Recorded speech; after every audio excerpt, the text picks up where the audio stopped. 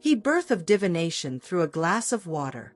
In the land of Orunmila, there lived a woman of extraordinary beauty named Oshun Awoyemi.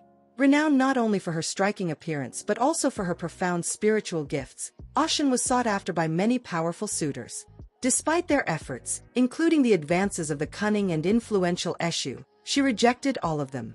Her focus was on her spiritual work, healing the people of her land. One day, the incessant attention of her admirers became unbearable, and Oshun sought guidance from the wise Orunmila. Through divination, Orunmila revealed an Ifa that warned Oshun of a grave danger. He advised her to make an offering, Ebo, to Eshu to avoid misfortune. But Oshun, with disdain in her heart for Eshu, declared, "He is my enemy. I will not honor him." Ignoring Orunmila's counsel, she instead married the fiery and powerful Shango. Eshu's revenge. Enraged by Oshun's dismissal and her marriage to Shango, Eshu devised a plan for revenge. Using his mystical powers, Eshu created a potent charm, an IFAStories. One day, as Oshun walked through her village, Eshu cast the charm upon her, blinding her completely. This was only the beginning of Oshun's suffering. Though she had borne many children with Shango, their home became overcrowded, and her blindness made her a burden in their eyes. Her own children cast her out, and Shango, seeing her as a liability, abandoned her. Alone and destitute, Oshun was left to fend for herself. A humbling return. Desperate and broken, Oshun returned to the house of Orunmila. She found him in the company of Obalue, known as San Lazaro, the Orisha of healing and affliction. Orunmila, seeing her plight, chastised her gently. "This suffering is the result of your disobedience. Now you must do as I advised and offer the Ebo shore to Eshu." Humbled by her experience, Oshun complied. Through her offerings, she began to recover, not entirely, but enough to gain a new kind of sight. Though her physical vision was not fully restored, she discovered that she could now see through spiritual clarity. Her perception transcended the physical, allowing her to see into the spiritual realm through a simple glass of water. A new path. With the guidance of Orunmila and Obalue, Oshun returned to her home. Her children, seeing her arrive supported by these two powerful Orishas, were filled with remorse. They fell to their knees, begging for her forgiveness. Oshun, ever compassionate, forgave them but made her intentions clear. "I will not live with you. My spiritual work requires solitude, and my blindness compels me to walk with this copper staff. I will reside apart, accompanied by Orunmila, Obalue, and my 5 sacred Owado." Blessing her, Orunmila and Obalue declared her new name, Oshun Awoyemi Ayaba Awomi, Oshun, the queen who divines through water.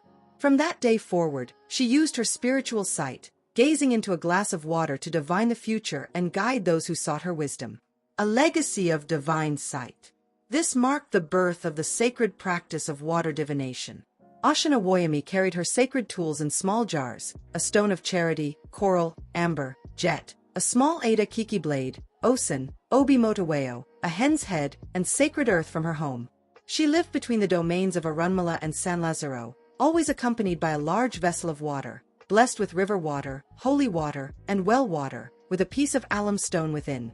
This water symbolized her spiritual clarity and connection to the divine. Ritual and offerings. In this Ifa, it is taught that the animals offered for the Ebo include roosters, a cuckoo, for Eshu and San Lazaro; white hens, 80 dun-dun, for Orunmila; small hens, 80 akuri, for Oshun herself. By honoring these practices, one can seek the spiritual clarity and blessings that Oshun Awoyemi first discovered. Through her resilience and transformation, Oshun left an eternal legacy. The gift of seeing beyond the physical, a reminder of the power of humility, and the necessity of honoring the divine forces that shape our lives. And so, the story of Oshun Awoyemi Ayaba Awomi teaches us a profound lesson. Humility, obedience, and respect for the divine forces are essential to navigating life's challenges. Oshun's journey from defiance and blindness to spiritual clarity reminds us that even in our darkest moments, transformation and redemption are possible. Through her resilience, Oshun gave humanity the sacred gift of water divination, a bridge between the physical and spiritual realms. Her story challenges us to reflect on our own lives. Do we listen to the wisdom of those who guide us? Do we honor the unseen forces that shape our destiny? And how do we turn our struggles into strengths?